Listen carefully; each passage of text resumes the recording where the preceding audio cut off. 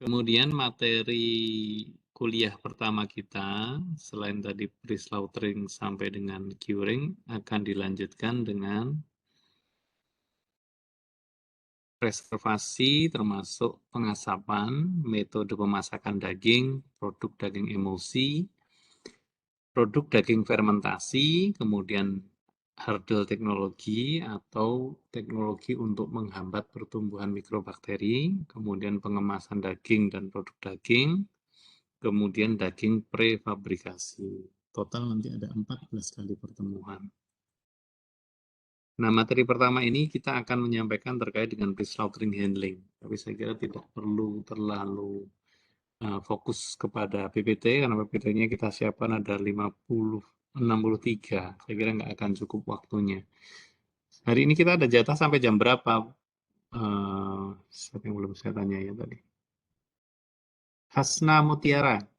Sampai jam berapa kita, Has?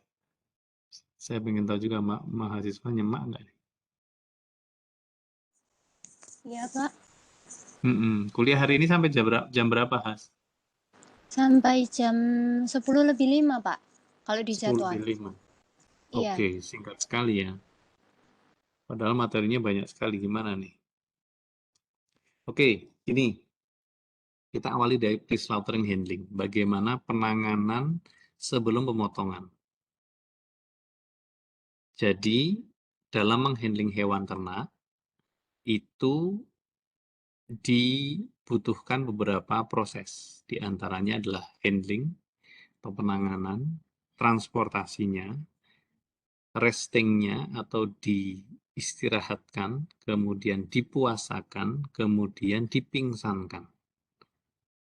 Nah, masing-masing itu nanti ada penjelasannya. Untuk handling, ini saya ingin tanya nih. Kita meskipun sebentar, tapi saya ingin yang pertama ini kita nyari tahu dulu. Metakan mahasiswa dulu. Papuana, maaf Papuana, kamu masih online bersama kita ya? Ya, Pak. Ya. Di Papua itu banyak ternak babi ya, benar. Kakak saya juga di Papua soalnya. Ya. Pak, bener, Pak. Umumnya yang diternak di sana babi jenis lokal atau landrace. Landrace itu yang warna pink, Babi lokal, Pak. lokal. Oke, saya ingin tanya, untuk handling babi, ketika ingin menaikkan ke atas truk, cara yang digunakan di sana seperti apa? Biasanya yang saya lihat, Pak, itu babinya Mm-mm. itu diikatkan kakinya, terus Oke, dinaikkan ke atas trek, lalu dibawa, Pak. oke, berarti dengan menggunakan tali ya, dia Iya, ditali di bawah ya. iya, Pak. Dengan tali apa? Rotan. Rotan, Iya, oke. Eh, Cage-nya atau tempat langsung di atas truk atau dimasukkan di keranjang besi atau di keranjang biasa kalau di sana. biasanya itu di apa? Diikat kakinya, terus dinaikkan ke trek, terus nanti ada yang tahan gitu, Pak. Oke, berarti tanpa keranjang ya, Iya, iya, Pak. langsung di truk ya. Iya, Pak. Benar. Oke, great. Terima kasih, Pak Puana. Saya tanya yang lain nih. Anora, bagaimana kamu menghandling hewan bernama babi ini? Setahu kamu, kita overview dulu. Bagaimana menaikkan truk satu ekor babi? Apa yang kamu lakukan jika kamu berada sebagai operator untuk menaikkan babi ke truk? Ini ilmu lapangan nih, makanya harus tahu nih. Kalau saya sendiri jujur kurang tahu sih Pak, belum pernah melihat secara Mm-mm. langsung untuk handling babinya gitu Pak. Oke, belum pernah. Di Belum pernah benak sama kamu, sekali. apa yang kamu lakukan? Apa yang akan kamu lakukan? Kalau kamu diminta untuk menaikkan babi ke truk. Kita peternakan loh ya. Kita berbicara peternakan. Bebas saja, Kalau salah boleh kok. sepemikiran saya, jika kita Hmm. akan mengedepankan animal welfare, kita akan menggiring babinya mungkin ke ranking dulu gitu, Pak. Bukan ke ranking sih, kayak Mm-mm. kandang kecil gitu, baru nanti dimasukkan ke truknya gitu, Pak. Biar babinya nggak terlalu stres. Kalau misal diikat gitu kan mungkin stres gitu, Pak. Oke, kita lebih detail. Handling, berarti hand, menggunakan tangan. Bagian mana nih yang kamu eh, dorong atau kamu intervensi untuk menaikkan daging? Menaikkan babi, maaf, maksud saya. Coba boleh resen dong, bebas kok ini pendapat. Silakan. Jason, gimana kamu? Ekornya, Ah, Pak. Ditarik, Pak. di- ditarik ekornya. Oke, bagus banget nih. Berarti Jason sudah pengalaman. Kamu pernah handling babi, Jason? Eh, Keluarga di kampung ada peternakan babi sama waktu itu di perkuliahan abattoir, Bapak pernah mulai perkuliahan pakai pertanyaan ini juga, Pak. Oke, ya. Tapi kok pada lupa ya? Jadi benar yang dikatakan Jason. Jadi nama untuk handling babi itu jangan didorong. Kalau didorong, dia malah, kalau orang Jawa bilang apa ya? Ngunduri. Nah, ngunduri itu nggak ada bahasa Indonesianya. Kunduran truk itu kan nggak ada. Coba ada yang tahu nggak? Nggak ada ya. Nah, babi itu kalau didorong semakin dia berat atau dia nggak mau maju, malah mundur, mundur, mundur. Nah, cara handlingnya adalah dengan menarik ekornya, dia akan malah lari ke depan. Nah, ini didapatkan di praktikum pastinya. Dulu saya praktikum untuk di Kadipiro itu, ada salah satu praktikum adalah di peternakan babi. Memang semua diwajibkan. Saya Muslim, tapi kita untuk mendapatkan ilmunya. Nah, diketawain sama operator di sana karena mahasiswa baru belum pernah pegang, seringnya online, sekali-sekali offline suruh naikkan babi ke truk. Kita dorong-dorong kok nggak maju-maju. Diketawakan sama pegawai di sana. Ternyata handling yang benar itu gampang. Tinggal ditarik ekornya dia lari ke depan malah. Nah, besok dicoba kalau yang ada praktikum babi. Nah, itu kenapa saya membawa teman-teman ke sana. Karena handling ini krusial. Jadi, hewan itu penting sekali untuk diketahui cara handlingnya yang baik. Tujuannya adalah satu, untuk menyesuaikan natural behavior atau perilaku alami dari hewan. Kalau babi ya jangan ditarik lehernya, wong leher aja nggak punya. Mana mau ditarik leher nggak, kan nggak bisa. Leher babi ada yang pernah lihat? Itu satu badan kan leher semua babi itu. Jadi, nggak bisa kita nyembelih babi itu, susah. Makanya biasanya ditusuk dengan ini, kan pisau ya, dengan seperti besi yang dilancipi ujungnya.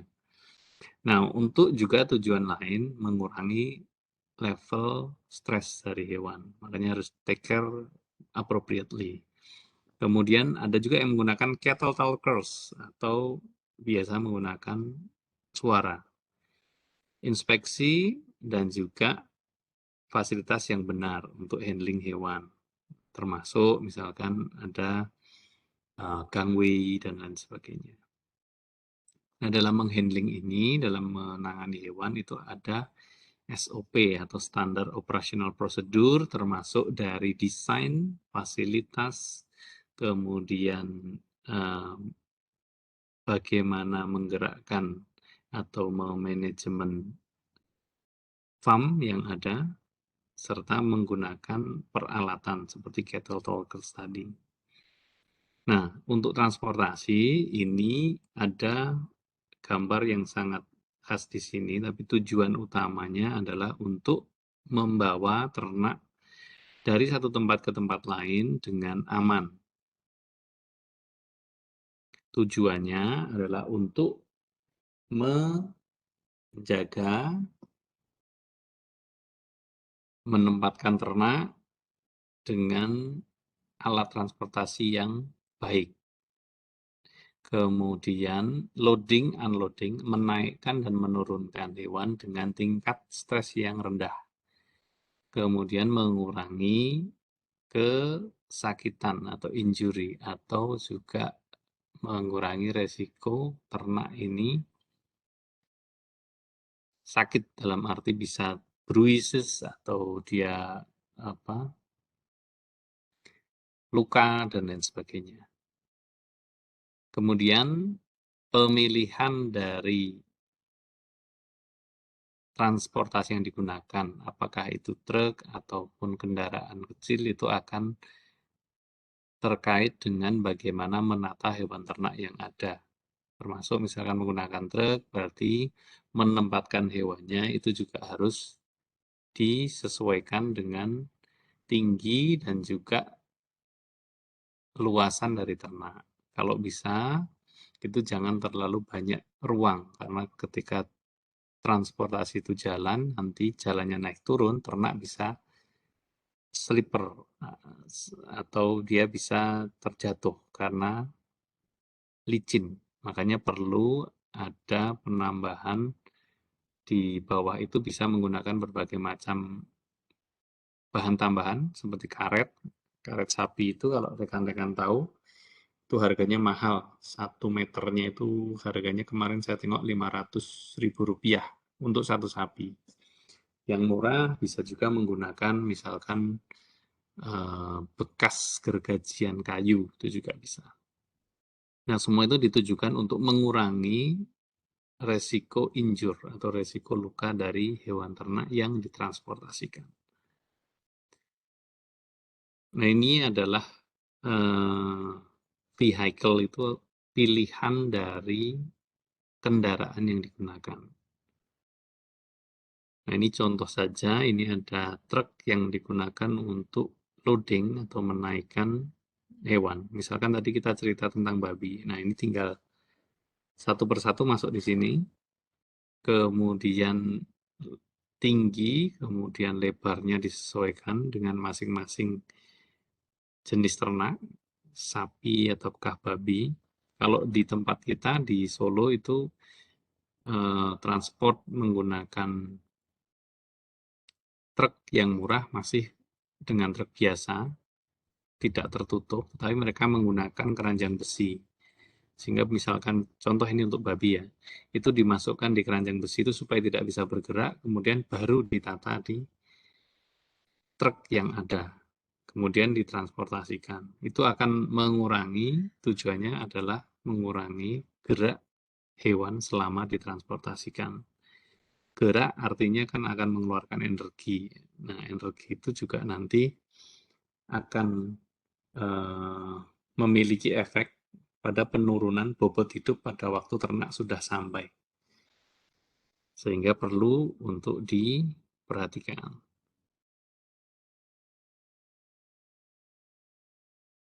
Stres pada hewan ternak itu yang pertama disebabkan karena physical atau stres akibat kelelahan atau juga luka, itu dikategorikan stres, physical stress.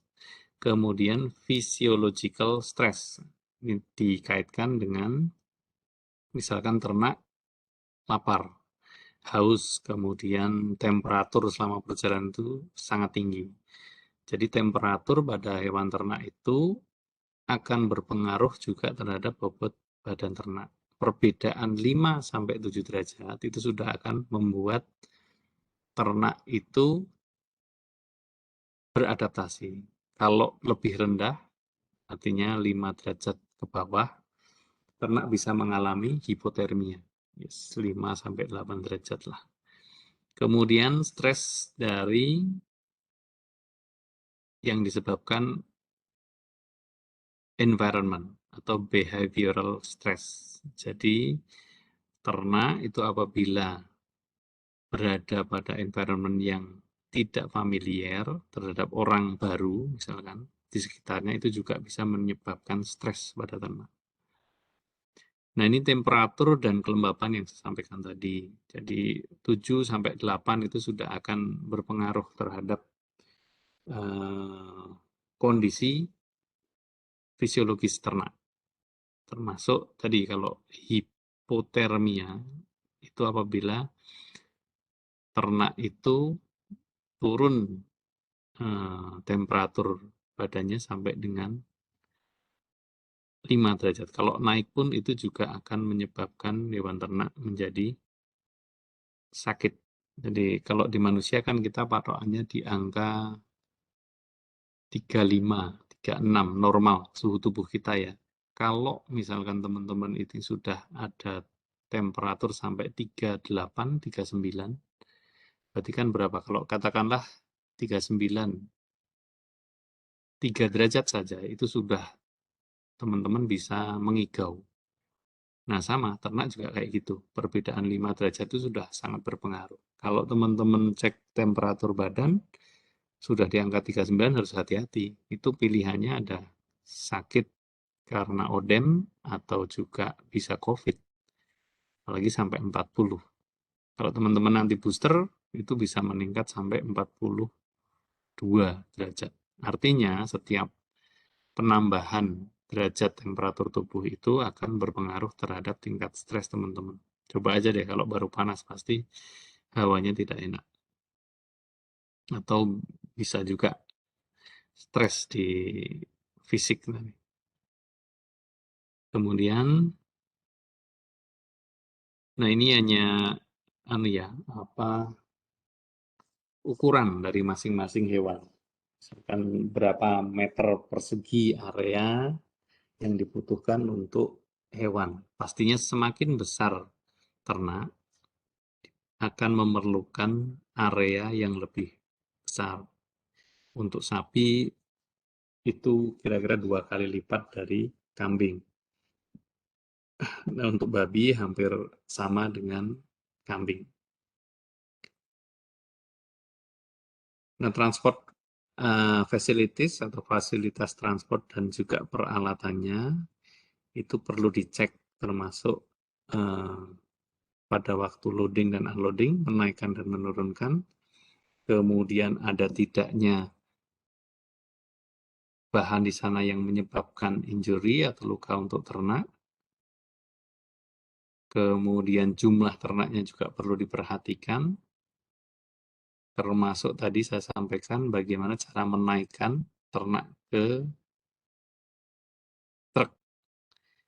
Nah ini bahkan kita detail sekali untuk caretaker atau operator yang ada itu bahkan warnanya diusahakan tidak mencolok ya. Jadi makanya warna-warna jas kandang itu warna-warna tanah biasanya.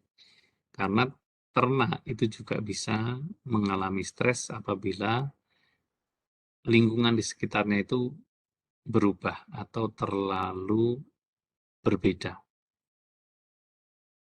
Kecukupan kandang, kemudian pengecekan suhu itu perlu dilakukan, termasuk pembelian tadi penambahan bahan supaya ternak tidak terpleset atau rem. Kalau di sini bisa menggunakan karet atau bisa menggunakan serutan kayu. Lighting juga perlu diperhatikan, artinya perlu dipersiapkan pada waktu loading dan unloading malam hari. Karena sering ternak itu jatuh dan menyebabkan patah kaki. Ada satu cerita, misalkan teman-teman, coba saya ingin tanya sedikit pengetahuan teman-teman. Kalau ternak sapi mungkin patah masih dirawat. Tapi pertanyaan saya kenapa kalau ternak kuda, kalau dia kakinya patah, harus ditembak atau harus dimatikan? Coba ada nggak nih di sini yang berani jawab? Resen dong.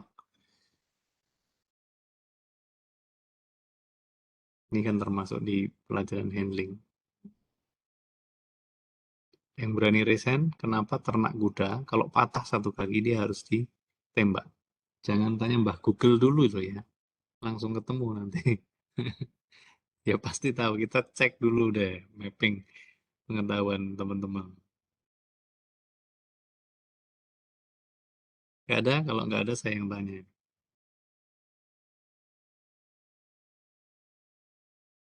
Saya lebih senang tanya itu orang yang pede untuk menampilkan on cam-nya. Ngainun aja deh. Ngainun, kenapa kalau kuda itu kakinya patah satu misalkan harus ditembak atau harus dimatikan? Prakteknya kan seperti itu. Silahkan. Saya belum pernah tahu sih Pak kenapanya.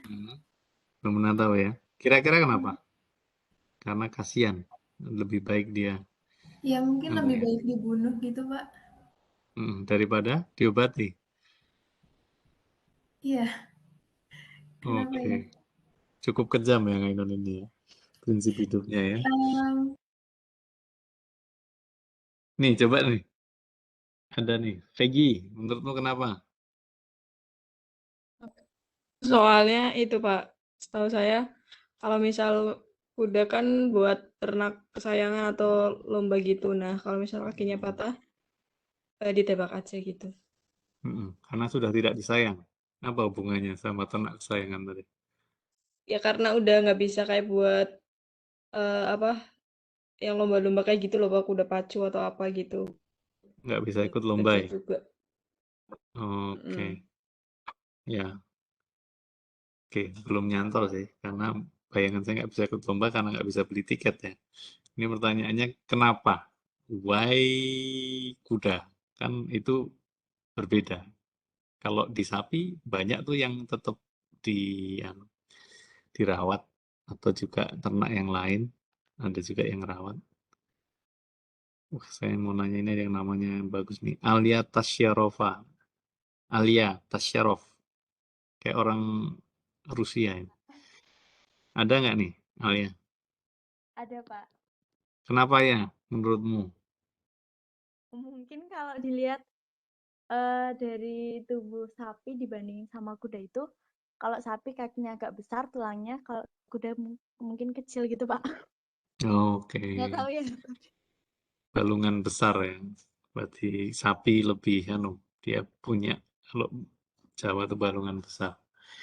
Jadi gini, bagus ya jawabannya. Artinya mereka mencoba untuk melogikakan. Karena harus diketahui teman-teman, kuda itu memang diciptakan Tuhan dia untuk tunggangan.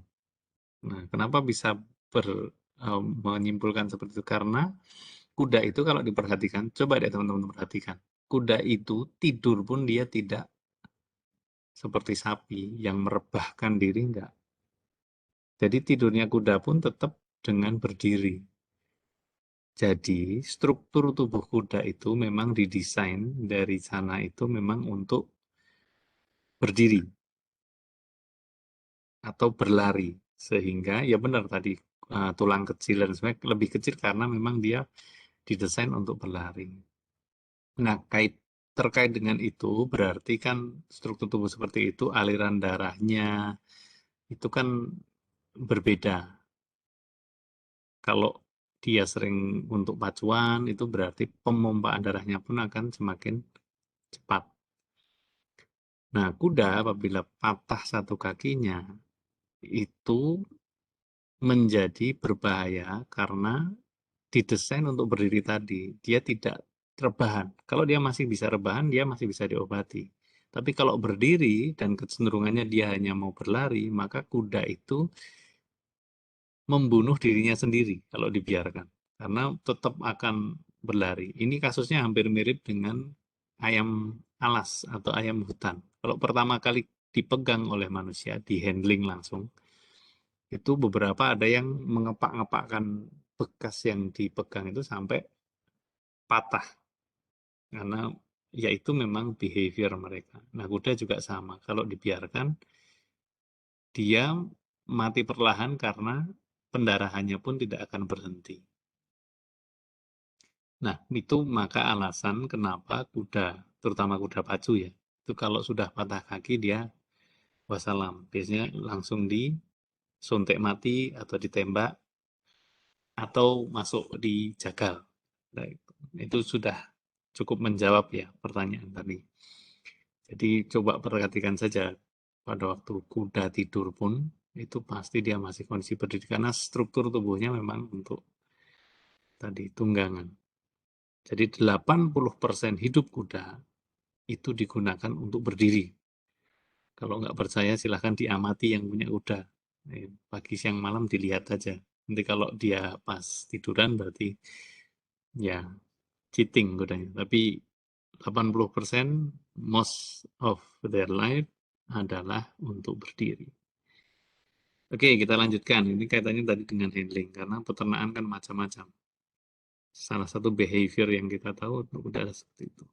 Nah, ini contoh saja. Tadi sudah saya sampaikan penggunaan grajen atau gergajian dari bekas atau gergajian kayu bisa digunakan juga. Ini gambar saja untuk menunjukkan penataan sapi supaya muat banyak kemudian tidak banyak menimbulkan luka. Nah, itu kan pas dengan lebar truk kira-kira disesuaikan. Nah, loading untuk truk atau menaikkan ke truk saya kira tidak banyak yang perlu dibahas karena tadi sudah disampaikan juga. Termasuk untuk unloading, pastinya dibutuhkan media loading unloading yard. Jadi kalau teman-teman lihat di peternakan pasti ada satu tempat menaikkan dan menurunkan ternak, ukurannya sesuai biasanya sama dengan tinggi dari bak truk yang ada, sehingga memungkinkan itu nempel pada waktu ternak akan diturunkan. Karena resiko tadi kalau ternak sampai terjerembab atau terjerumus, kakinya nyangkut, itu bisa resikonya sampai dengan patah kaki ataupun juga injury atau luka.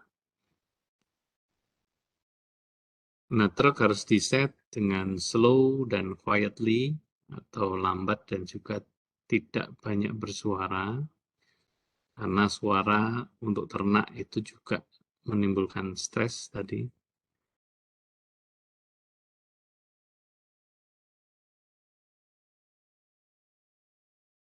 Saya kira untuk unloading sebenarnya tidak begitu susah untuk dipahami. Nanti silahkan dibaca untuk detailnya. Di sini disampaikan tidak boleh menggunakan stick. Stick di sini adalah pemukul, baik pipa plastik atau menggunakan besi, ataupun sabuk kulit, karena itu akan membuat ternak stres. Selain juga akan merusak kualitas dari kulit ternak tersebut.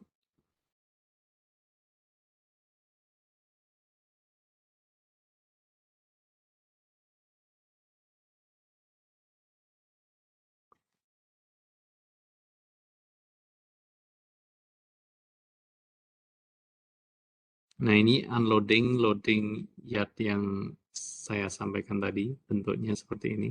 Sesuai dengan tinggi bak truk yang ada ya, harus disesuaikan. Nah, ini yang tadi dibahas juga oleh teman kalian. Ini saya kira waktunya udah habis terakhir.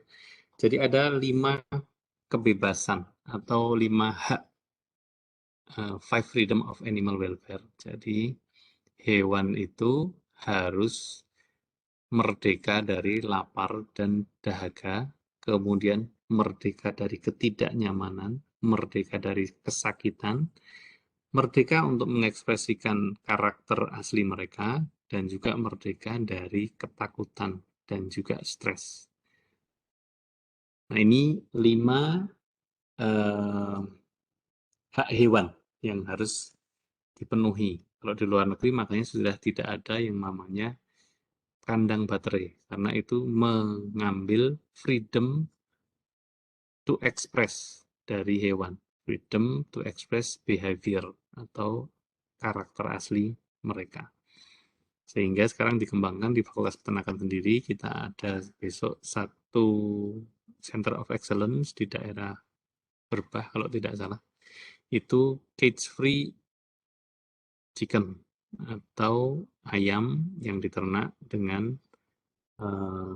free range ya, jadi tidak dikandangkan, untuk ini memenuhi 5 freedom of animal welfare. Oke, saya kira hari ini kita cukupkan dulu pertemuan kita. Silahkan besok untuk hadir kembali dengan menggunakan alamat yang sama. Ini malah Muhammad Abdurrahman baru datang. Telat. Udah, meeting room aja. Biar besok rajin.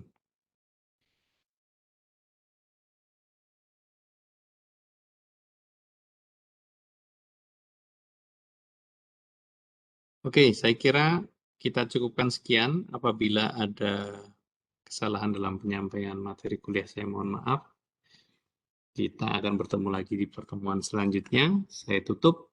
Assalamualaikum warahmatullahi wabarakatuh. Selamat siang semuanya. Waalaikumsalam. Waalaikumsalam warahmatullahi wabarakatuh. Terima kasih banyak Pak.